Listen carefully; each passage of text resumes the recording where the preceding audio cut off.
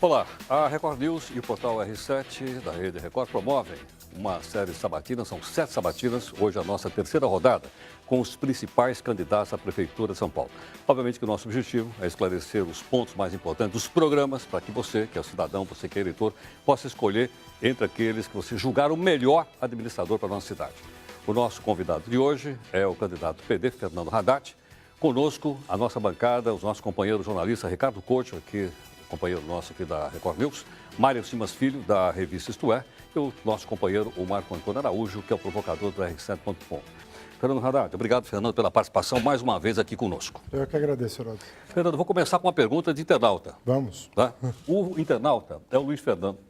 Gostaria de saber se um candidato escolhido pelo Lula, amigo do Zé Dirceu, Genuíno e Palocci, de Lube, entre outros, pode ser um bom prefeito. Provavelmente ele fez essa pergunta inspirado na sabatina que o Serra fez agora há pouquinho e declarou, entre outras coisas, que o Zé Dirceu é o seu guru eleitoral.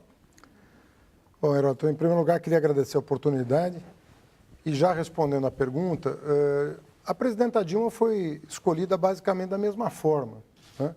O presidente Lula, que é, na minha opinião, o maior líder político da história do Brasil, tinha uma necessidade de fazer um sucessor, sabia que tinha que contar com um quadro novo, sabia que o Brasil estaria passando por uma renovação política importante, sobretudo depois do seu governo, por vários fatores.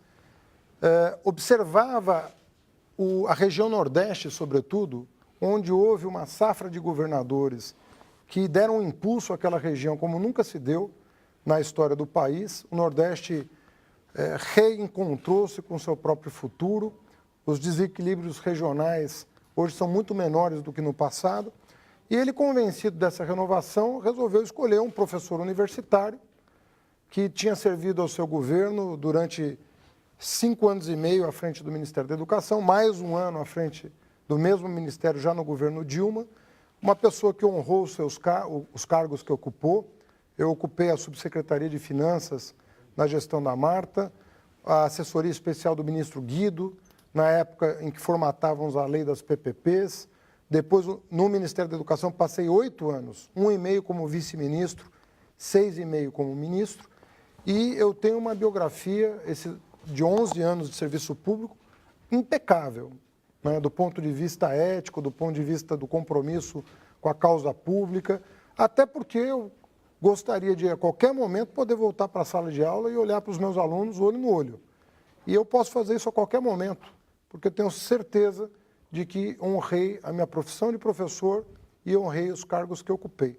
Foi pensando nisso que o presidente Lula sugeriu o meu nome ao Partido dos Trabalhadores e o partido abraçou a minha candidatura e hoje se mobiliza. Só para responder, então, aqui o nosso internauta, mas ele é seu guru ou não? O Zé Dirceu é seu guru como? Olha, eu conheço o Zé Dirceu, que era dirigente do meu partido, né? Desde 1980, o Zé Dirceu é uma das principais lideranças do PT. Isso é conhecimento público, né? Quando eu me filiei ao PT em 1983. Fazia movimento estudantil no Lago de São Francisco, presidi o Centro Acadêmico 11 de Agosto, militei pelas diretas, pelas diretas já, militei pela Assembleia Nacional Constituinte, e o PT participava com grande protagonismo de todas essas campanhas, tendo o Zé Dirceu como um dos principais protagonistas. Isso é da história do Brasil. Não vejo razão para essa exploração. Me parece um pouco barata. O senhor achou justa a condenação de João Paulo Cunha? Olha, não se discute, na minha opinião, eu até respondi isso ontem e volto a afirmar. As instituições brasileiras estão funcionando pela primeira vez. Nós não podemos usar um pretexto por discordar ou concordar com uma decisão para impedi-las de continuar funcionando como devem. Nos anos 90, o governo Fernando Henrique engavetava todas as denúncias que surgiam durante seu governo. Nada foi investigado. A privatização não foi investigada, há suspeitas de contas no exterior que não foram investigadas, há suspeitas de venda do patrimônio público muito abaixo do preço de mercado. Nada disso foi investigado. A compra de votos para a reeleição do próprio presidente, nada disso sequer se instalou uma CPI. O engavetador-geral da República colocava tudo por baixo do pano, nada era... Agora nós temos 8 dos 11 ministros do Supremo Tribunal Federal, indicados pelo presidente Lula. O ex-procurador-geral da República que fez a denúncia. O atual que se conduz no julgamento. A Polícia Federal, que fez até onde eu ouvi do julgamento, fez um excelente trabalho para os ministros do Supremo julgarem. Então, nessas condições, nós temos que, de alguma maneira, saudar os novos tempos, que vão combater a impunidade, vão esclarecer a opinião pública. Agora, o que eu desejo, só para concluir, o que eu gostaria de ver é que esse julgamento ele não pode ser o fim de um processo, ele tem que ser o começo de um processo. E o que eu defendo é que todas as denúncias sejam julgadas até o fim, seja contra o DEM, seja contra o PSDB de Minas, seja quem for, nós temos que hoje, felizmente, mudar a cultura política para não valer a regra aos amigos tudo, aos inimigos a lei. Não, a lei para todos. Que avaliação você faz hoje da sua campanha depois das últimas pesquisas? Deve ter feito reuniões lá com o pessoal do comitê. Depois de uma arrancada no início da propaganda eleitoral lá de Lula, a sua candidatura parou de subir essa semana, nas pesquisas dessa semana, e até caiu um ponto no último Ibope. Até que ponto a entrada de Marta Suplicy e a presidente Dilma na campanha podem ajudar a levá-lo ao segundo turno? Olha, nós prevíamos desde o começo 2 estirões, por assim dizer. No começo e na reta final. Porque todos os especialistas sabem que tem um momento, os 10 dias intermediários, as pesquisas não se mexem muito. Parece que as pessoas têm 2 comportamentos, né? Aqueles que querem logo decidir seu voto no começo do processo e aqueles que deixam para o final. Nós esperávamos alguma coisa em torno de 15% a 20% nesse período. O Datafolha deu 17%, o nosso tracking está dando 18%, o tracking de outros candidatos aos quais nós temos acesso está dando 20%. Então, nós estamos mais ou menos onde prevíamos estar. E na segunda etapa, a arrancada final, nós pretendemos superar 25 pontos, chegar ao segundo turno e aí fazer um segundo turno em melhores condições, porque com 8 candidatos em debates, é difícil você conseguir, né, nesse meio, se distinguir. E o nosso plano de governo é o melhor plano de governo que a cidade já conheceu. Isso dito pela melhor prefeita que São Paulo já conheceu, a ex-prefeita Marta Suplicy. Isso. Voltando um pouquinho, a sua candidatura foi trabalhada pelo Lula, atendeu um pedido do Lula, como o senhor colocou. Queria saber se, no seu horizonte pessoal, algum dia o senhor sonhou ser prefeito de São Paulo? Quando veio esse sonho, esse desejo de ser prefeito de São Paulo, ou foi apenas atender um pedido do presidente Lula? Eu vou te explicar como eu funcionei a vida toda, né? Eu quis fazer uma carreira acadêmica antes de entrar no serviço público. E você vê que eu me dediquei bastante, né? Eu fiz a graduação em Direito, mestrado em Economia, doutorado em Filosofia na Universidade de São Paulo, universidade da qual eu sou professor. Sempre com o mesmo tema, o tema do Estado, do papel do Estado para o bem-estar da sociedade. Qual é o papel dos dirigentes para a promoção da qualidade de vida das pessoas? Seja criticando o sistema soviético, seja analisando a obra de um filósofo alemão, o Habermas, mas sempre com a preocupação de compreender esse fenômeno da relação Estado-sociedade, né? A partir do momento em que me tornei professor, tinha uma carreira bem conduzida até ali, eu, pela mão do João Sayad, então secretário de Finanças da Marta, resolvi assumir o meu primeiro cargo público. E tanto quanto eu fiz a minha carreira acadêmica, eu procurei me dedicar ao serviço público com as qualidades acadêmicas e técnicas que eu detinha naquele momento. 11 anos depois, eu entro numa nova etapa. E eu aceitei de bom grado essa nova etapa. Eu já servi como ministro 6 anos e meio ao país, no mesmo ministério, servi a 2 presidentes, o que é um caso único na história da educação. Sou o terceiro em longevidade, só 2 ministros ficaram mais tempo do que eu à frente do ministério, de maneira que eu tinha que tomar uma decisão, ou voltar para a minha atividade acadêmica, ou dar um passo na direção da disputa eleitoral. E o convite me honrou muito e eu entendi que era o momento de tomar essa decisão e enfrentar esse primeiro embate. Voltando para a pauta da ética, até porque o horário eleitoral está pedindo isso, né? Sim. Com todos os problemas do mensalão, tendo que responder à sociedade pelo que todos sabem. Precisava buscar um aliado que é procurado pela Interpol, sabe? Que só aumente esse caldo, no caso da corrupção, no passado não comprometido com a ética. Foi inteligente? O senhor se arrependeu? Ou então é isso mesmo? Então, veja bem, em janeiro, eu tomei uma decisão de buscar aliança com todos os partidos da base do governo Dilma. Eu penso em trazer para São Paulo os 80% de aprovação que o governo federal tem. Não acho que é impossível, com todas as dificuldades que São Paulo vive hoje em função da péssima administração Serra-Kassab, eu entendo que nós podemos recuperar o prestígio da gestão pública local. É uma cidade pujante, é uma cidade vibrante, é uma cidade que tem tudo para dar certo. A gente olha para o mundo, vê Xangai, o que era Xangai na China 20 anos atrás? Né? O que era Seul, né? 30 anos atrás? Então, por que São Paulo não pode se encontrar com desenvolvimento? Para isso, precisa de base de apoio. Base de apoio de onde? Dos partidos aliados ao presidente Lula desde 2004, quando ele constituiu uma ampla base de apoio para governar. Saiu com 80% de aprovação. A presidenta Dilma mantém os 80% de aprovação. O Kassab tem 20%. O Serra tem 20% de aprovação. Ou seja, uma administração que sucumbiu às dificuldades que a cidade hoje enfrenta. O Kassab está na base de apoio também. O Kassab não. Nunca formalizou apoio ao governo Dilma.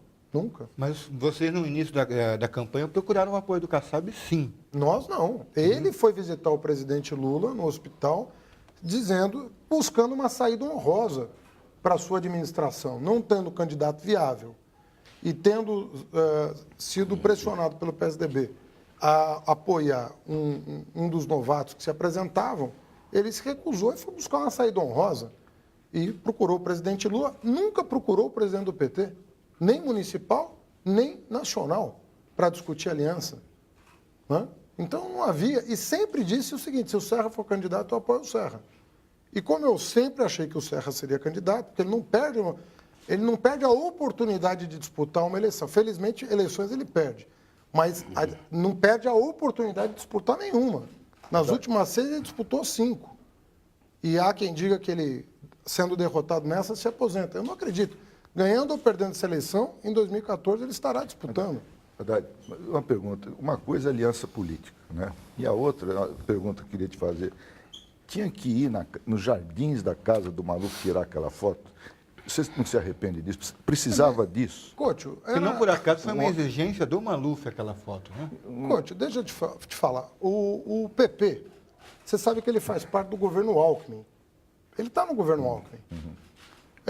Essa coisa do Serra se fingir de desentendido, o Paulo Maluf frequenta o Palácio dos Bandeirantes, todo mundo sabe disso. Quem é que vai negar aqui que ele vai ao Palácio dos Bandeirantes quando bem entende? Pede audiência, é recebido pelo governador, tem cargos na CDHU. Então não é... Vamos começar a falar a verdade para a população, porque senão a população vai ficar sem entender como é que as coisas funcionam. O governo Alckmin está aliado ao PP de Paulo Maluf. E ninguém questiona o governador disso. Há 2 anos que essa aliança se fez. O Serra, inclusive, foi com a Luísio Nunes na casa do Maluf. Ninguém questiona porque não surpreende, candidato. Agora mas, o PT e o Maluf é um pouco surpreendente. Querido, o Serra e o Aloysio Nunes foram à casa do Maluf, mas vão à noite, né, sem anunciar, né, para ver o que conseguem. Né? O Maluf está no governo Alckmin. Tudo isso está acontecendo. Fernando. E o Serra tem coragem de colocar na propaganda eleitoral dele como se o Alckmin e o Maluf não tivessem aliados. A questão não é essa. A questão é o seguinte, o PP vai ser banido da vida política nacional em função de um integrante, ou o governo Dilma pode contar com a base do PP, que é a 5ª base do Congresso Nacional, o governo Alckmin pode contar com a base do PP, que tem uma participação na Assembleia Legislativa. Ou seja, o PP é um partido que pode ou não apoiar os governos legitimamente Fernando, eleitos. Na minha opinião, sim. Essa que é a questão. Ok. Gostaria também de falar, aqui, agora falando um pouco diretamente sobre a cidade, né? Além de tudo, essas coisas importantes que você disse. Como administrador da cidade de São Paulo, sim. Hoje aconteceu o seguinte, a prefeitura mandou fechar um shopping, porque o shopping está irregular.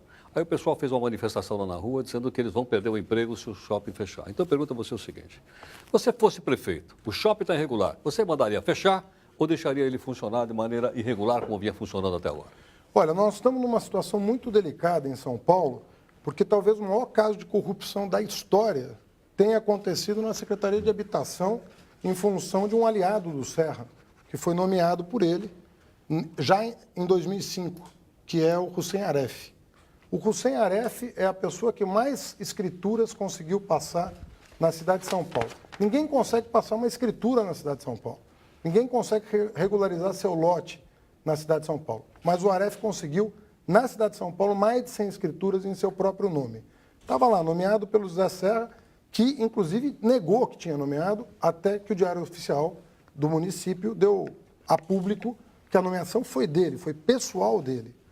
É, sem sombra de dúvida, o maior escândalo de corrupção da cidade, e, supostamente, na opinião do Ministério Público, não é na minha opinião, é na opinião do Ministério Público.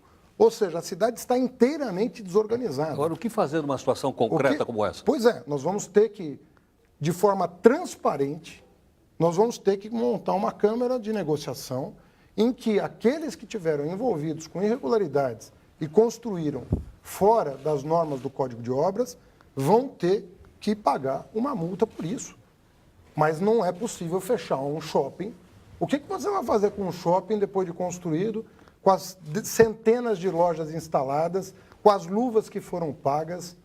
Você sabe quantos bilhões de reais envolve em luvas, investimento, aluguéis, folha de pagamento? Agora, constatado a irregularidade e a corrupção, quem errou vai ter que pagar. Se o Aref errou, ele vai ter que ir para a cadeia.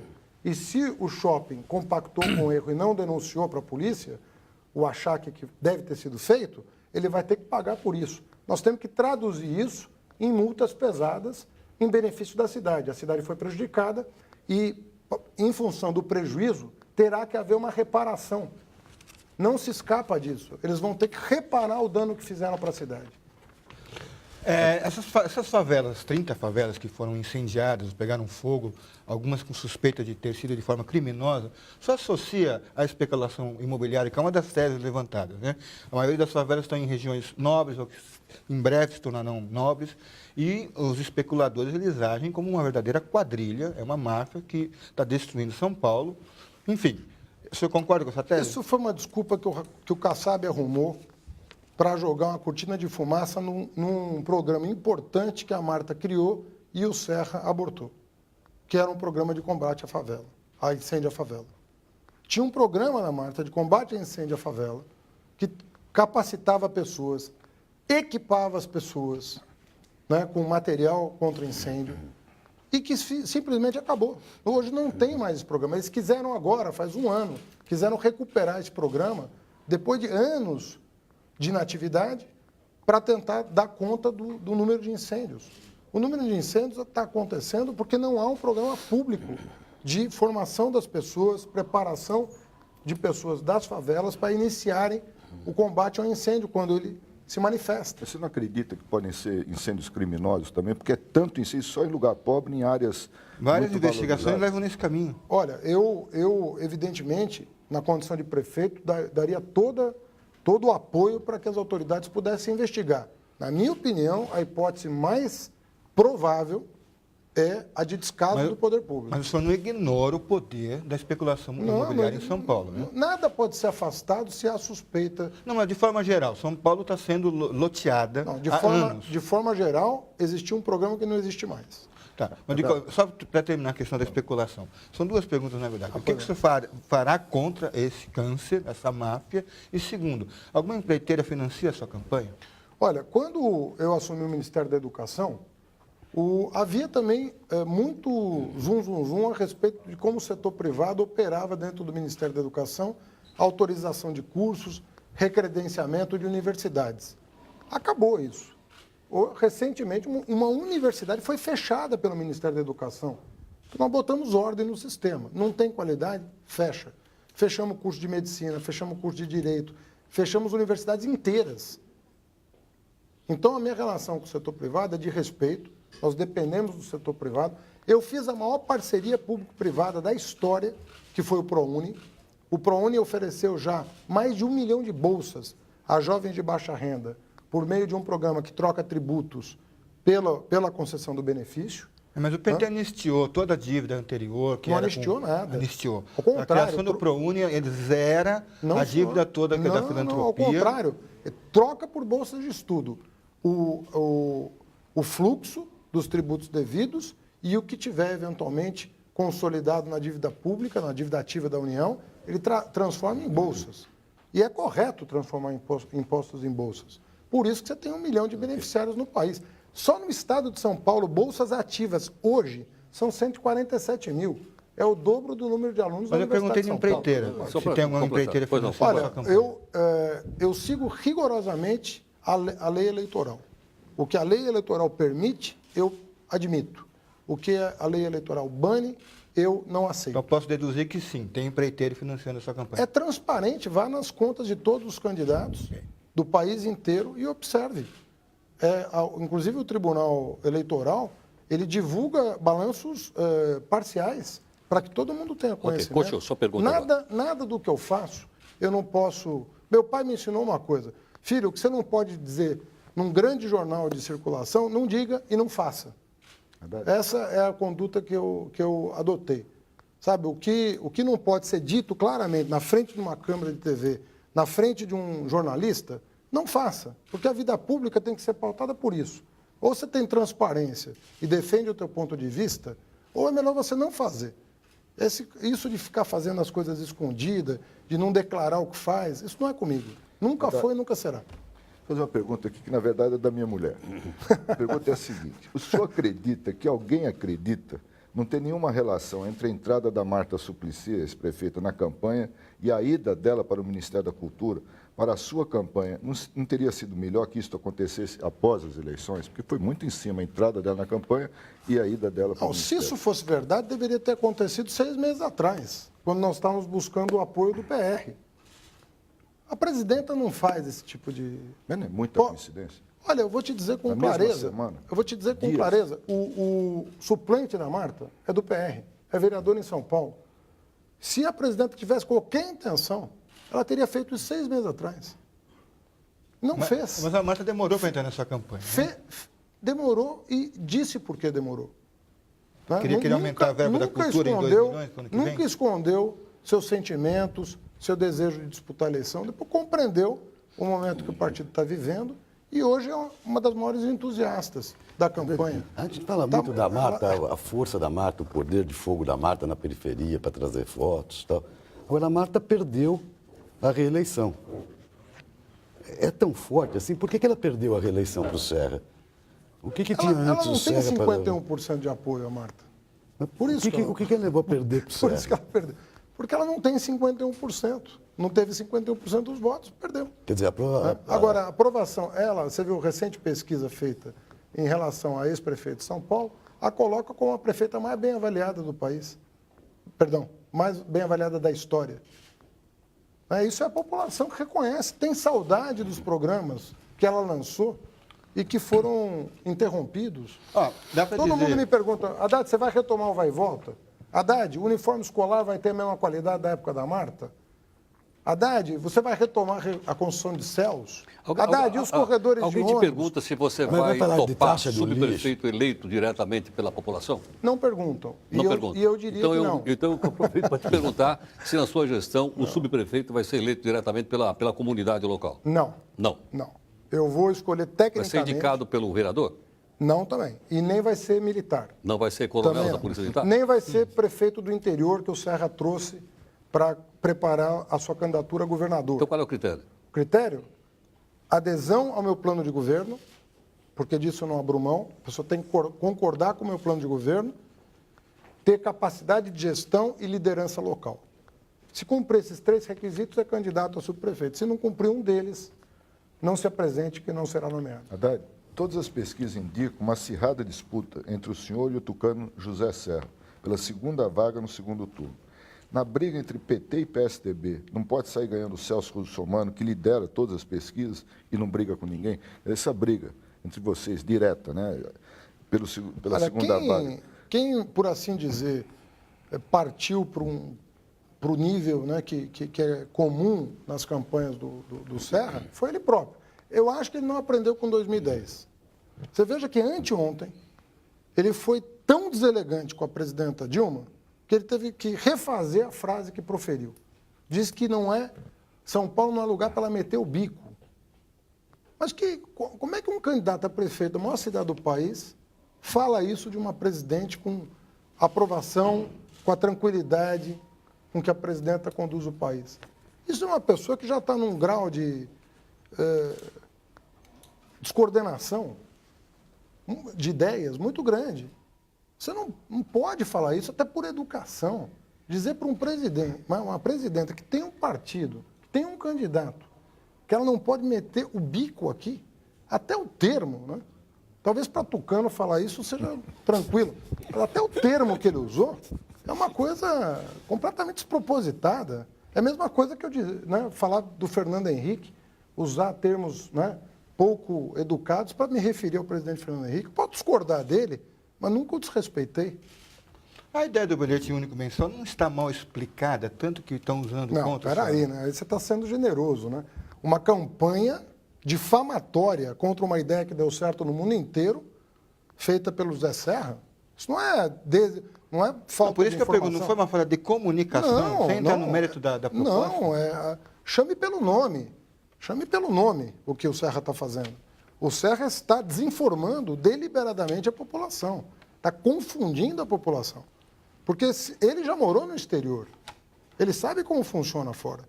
Provavelmente a maioria das pessoas que estão nessa sala também sabem. Já compraram o seu bilhete mensal em Paris, em Londres, em Nova York. Eu morei no Canadá, em Montreal, sempre comprava o meu bilhete mensal, porque eu não queria fazer conta para entrar no sistema público de transporte. E era muito mais em conta, eu circulava a cidade inteira, me apropriava da cidade inteira, estudava, trabalhava, me divertia, tudo pagando uma tarifa fixa ao longo do mês. Imagina um trabalhador hoje, que tem o Vale Transporte, ele tem na conta a ida e a volta do trabalho. Vai valer para a CPTM e também para o metrô, como disse aqui, um internauta? Eu duvido, olha, pergunte ao Alckmin se ele vai recusar. Eu duvido que ele vai recusar. É uma pergunta que Mas a tem que ser feita. prefeitura tem alguma coisa com isso ou não? A prefeitura... Com esse bilhete único, juntando o metrô com o CPTM? Lógico que tem. Nós vamos convidar o Alckmin a participar do projeto. Então, nós temos que perguntar ao governador se ele é contra a integração. Eu duvido que ele seja contra. No começo, ele foi contra o bilhete da Marta. Lembra disso? Mas depois ele se convenceu. Então, pode ser que por uma questão de lentidão, de tomada de decisão, ele possa demorar para se integrar. Mas eu tenho certeza que, didaticamente explicando, ele vai acabar se convencendo, como se convenceu do bilhete único que a Marta criou. Ok, essa pergunta foi mandada pelo internauta Claudemir, né, aqui no nosso r7.com. Então, Fernando, a gente vai fazer então um intervalo, 3 minutos de intervalo, e a gente volta já com a segunda parte dessa nossa sabatina com o candidato do PT, o Fernando Haddad. 3 minutos, já voltamos.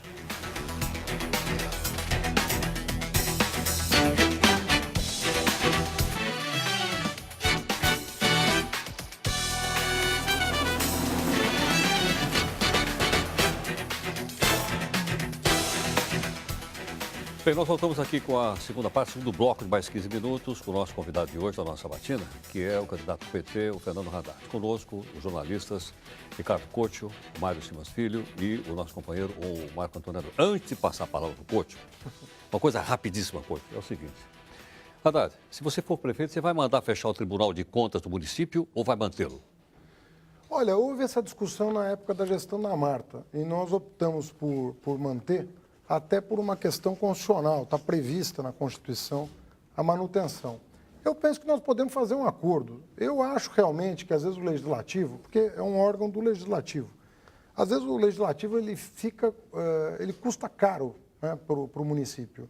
E nós podemos negociar, né, como negociamos à época, alguns cortes, um enxugamento do orçamento. Mas agora, você vai manter?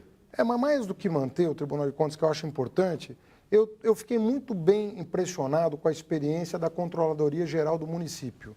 Eu quero criar a Controladoria Geral com a Controladoria Geral da União. Eu quero criar a Controladoria Geral do Município, porque eu penso que é um órgão ligado ao gabinete do prefeito que ajuda muito a combater a corrupção. E aqui em São Paulo, você sabe que tem vários secretários respondendo por improbidade administrativa. Por né? exemplo? O da Saúde, o da Secretaria de Meio Ambiente, no caso da Controlar, no caso de uniformes, há um inquérito aberto de sobrepreço na compra de uniformes. Na merenda, houve suspeita também, há suspeita de corrupção. O secretário atual é réu no processo de improbidade. Enfim, nós temos uma situação hoje bastante delicada no município de São Paulo. Então, eu penso que a Controladoria Geral do município vai me fazer um diagnóstico para saber onde é que estão as vulnerabilidades e atacar.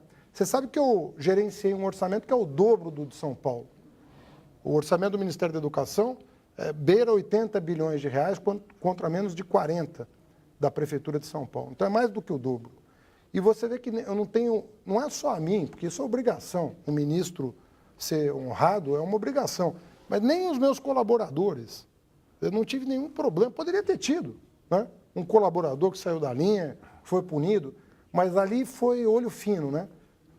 Gerido cada centavo corretamente para evitar os descalabros da administração Kassab.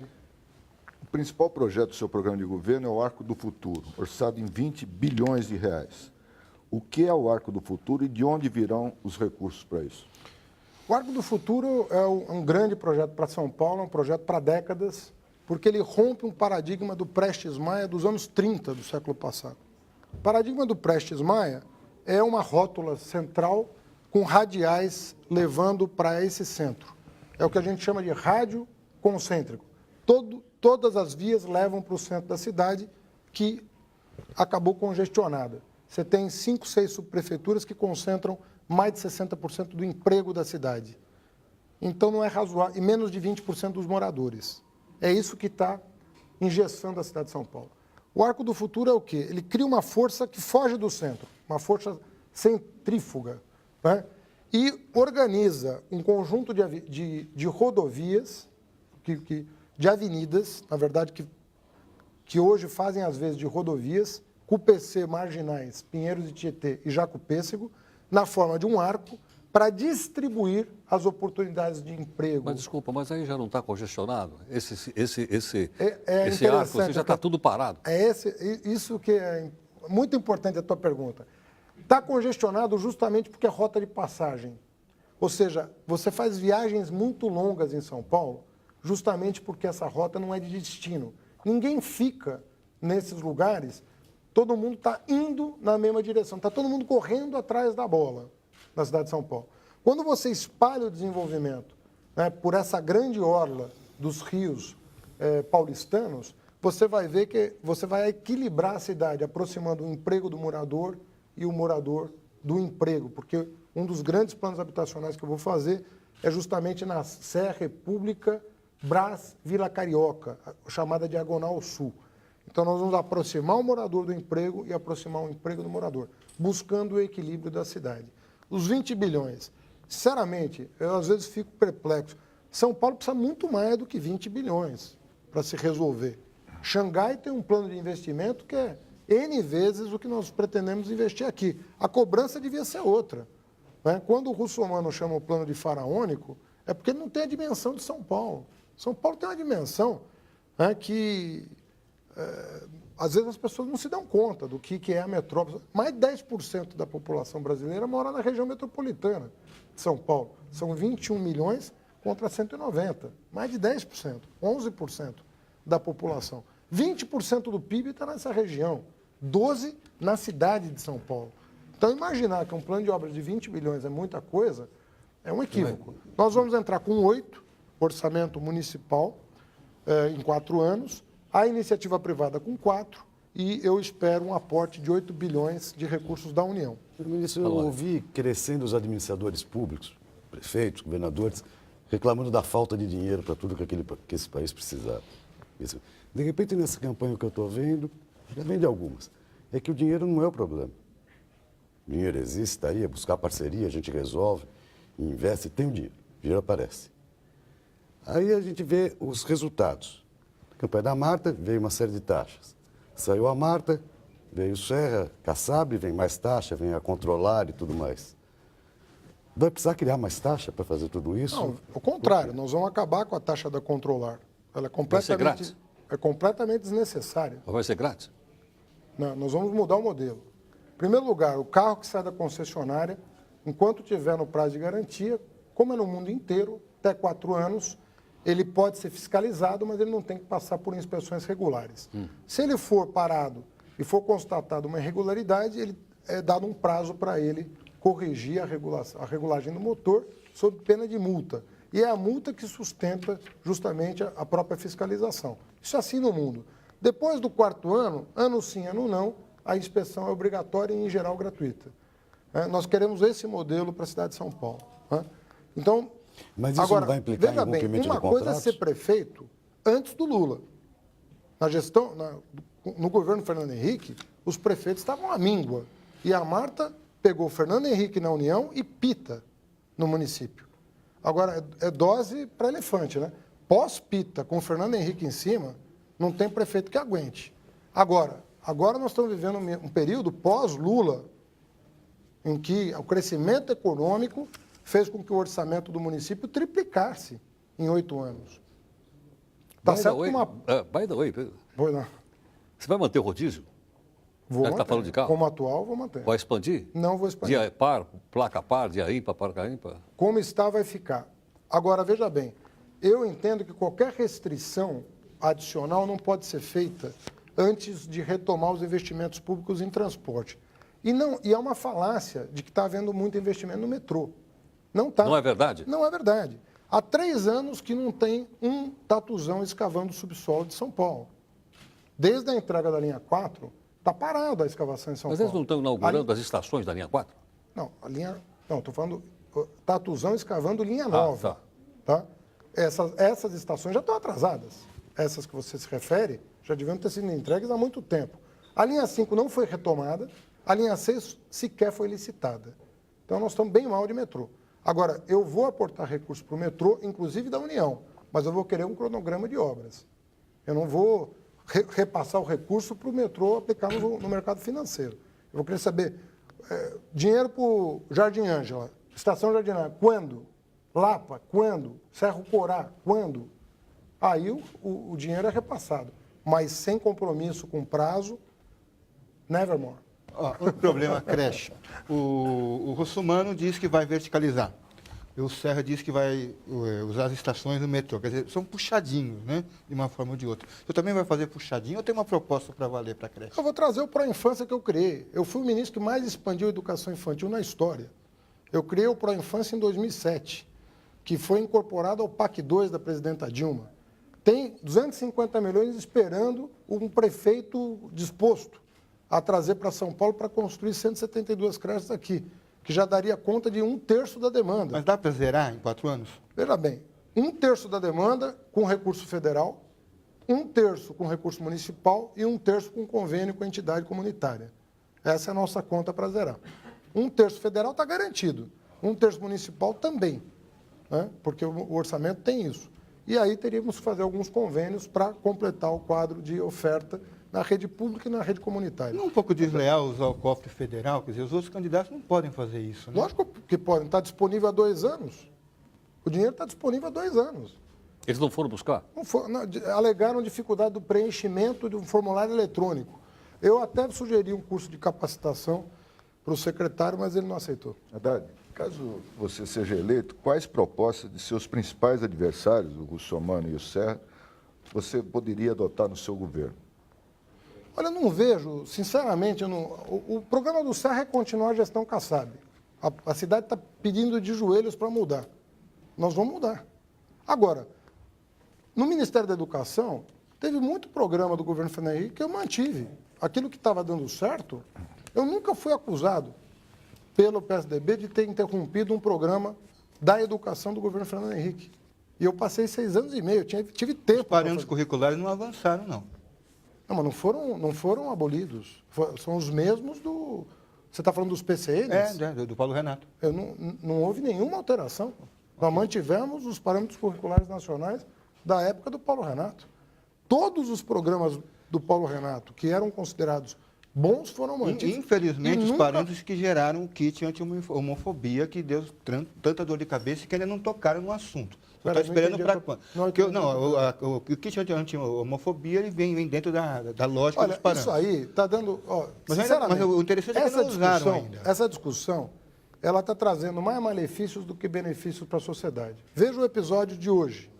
Né? O Marcos Pereira, que é coordenador da campanha do Russomano, o ano passado acusa a Igreja Católica de querer fomentar a homossexualidade Mas, nas candidato, escolas. se o kit Olha tivesse só. sido bem Não, mas feito- olha só. Mas se o kit Olha- tivesse não, sido mas bem olha que feito, não daria problema. Olha a que ponto nós chegamos. Coordenador da campanha, do líder nas pesquisas, há um ano, acusa a Igreja Católica de Isso querer porque estimular... porque ele é evangélico, não? Mas para pensar um pouco. Vamos parar com isso. Vamos esfriar um pouco a cabeça. Foi feita uma liberação de uma emenda parlamentar para a produção de um material que não era apropriado e não foi distribuído. Ponto. Ponto. Para que continuar com essa celeuma? Para criar uma cultura de ódio? Para quê? Ponto final. Liberou-se uma emenda, o material foi produzido, não foi considerado adequado para a escola, ficou restrita a formação de professores. Ponto. Agora, veja, É que foi vamos criar gasto uma guerra dinheiro. santa agora da Igreja Católica com a Igreja Evangélica. Pelo amor de Deus, nós não precisamos disso. Meu pai veio do Líbano. Meu pai era cristão, era uma comunidade minoritária que no pós-guerra não se sentia mais confortável. Olha só, nós vamos trazer o Oriente Médio para cá agora.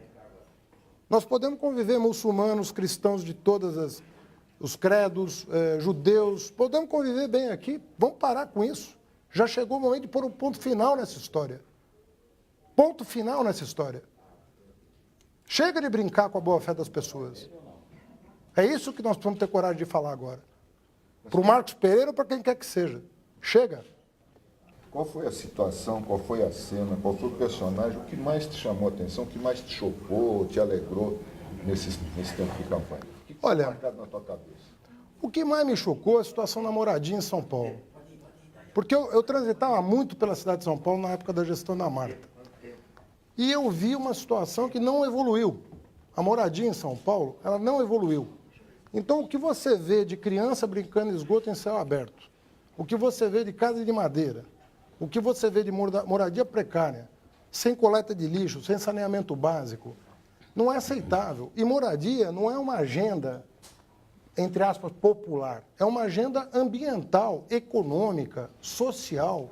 E nós não perdemos a dimensão da Ok. importância Fernando. de um programa de moradia. O nosso prazo está esgotado, né? É o mesmo para todo mundo. Você tem 1 minuto para falar com o nosso telespectador e internauta da sua campanha. 1 minuto. Bom, agradecendo mais uma vez a oportunidade e pedir ao eleitor, né, nós estamos lidando com a maior cidade do país, uma cidade que pode continuar contribuindo muito para o Brasil e um governo federal muito disposto a implementar projetos importantes que o paulistano sequer conhece por falta de parceria federativa, tanto com o Estado quanto com a União. Nós queremos aqui um governo amplamente apoiado por vários partidos, mas queremos o sucesso do governo federal. É possível um governo bem-sucedido em São Paulo, um governo que cuide das pessoas, que olhe para os mais frágeis e que faça a diferença em São Paulo. Nós podemos nos reencontrarmos com o desenvolvimento. E fica o convite para que o nosso plano de governo seja comparado aos demais e que você faça a melhor opção. Tá bom. Fernando Haddad. Fernando, muito obrigado pela participação conosco, por ter aqui respondido aos nossos internautas e explicado aqui aos nossos telespectadores a respeito do programa de governo da cidade de São Paulo. Muito obrigado pela participação, obrigado aos companheiros Ricardo Couto, o Mário Simas Filho, o Marco Antônio Araújo. E eu queria dizer a você que é o nosso internauta, é o nosso telespectador, que nós vamos voltar na terça-feira com a nossa rodada de sabatina com os principais candidatos à cidade de São Paulo. Será a 4ª rodada na terça-feira, exatamente às 16 horas, ao vivo aqui no R7.com e depois às 23 horas na nossa Record News, logo depois do Jornal da Record News, você não pode perder também. O nosso convidado de terça-feira é o Gabriel Charita, candidato do PMDB. Obrigado pela sua gentileza, pela sua participação conosco e até mais.